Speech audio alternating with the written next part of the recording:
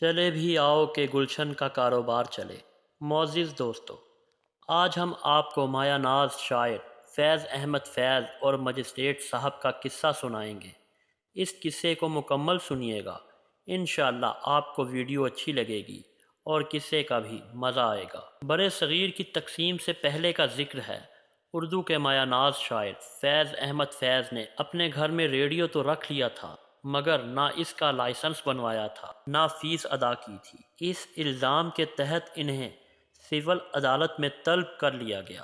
پیشی کے دن فیض عدالت پہنچے۔ مجسٹریٹ فیض کو اپنے مخصوص کمرے میں لے گیا اور بڑی عاجزی سے بولا، فیض صاحب، میری بیوی کو آپ کی نظم مجھ سے پہلی سی محبت میرے محبوب نہ مانگ بہت پسند ہے۔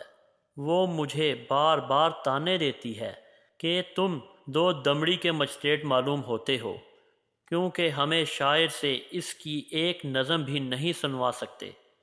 خدا رکھے آپ کے بلا لائسنس ریڈیو کو۔ اس کے طفیل مجھے آپ سے یہ عرض کرنے کا موقع مل گیا۔ آپ نے ریڈیو کا لائسنس نہ بنوا کر مقدمے کا نہیں بلکہ مجھے ملاقات کا اور میری گزارش سننے کا موقع فراہم کیا ہے۔ اگر آپ کل شام کی چائے میرے غریب خانے پر پئیں اور اپنا کلام بالخصوص پہلی سی محبت والی نظم میری بیوی کو سنائیں تو اس کی درینہ آرزو پوری ہو جائے گی۔ فیض نے جواب میں کہا، آپ سمن کے بغیر بھی بلاتے تو میں حاضر ہو جاتا اور نظم سناتا۔ میں کل شام ضرور آؤں گا۔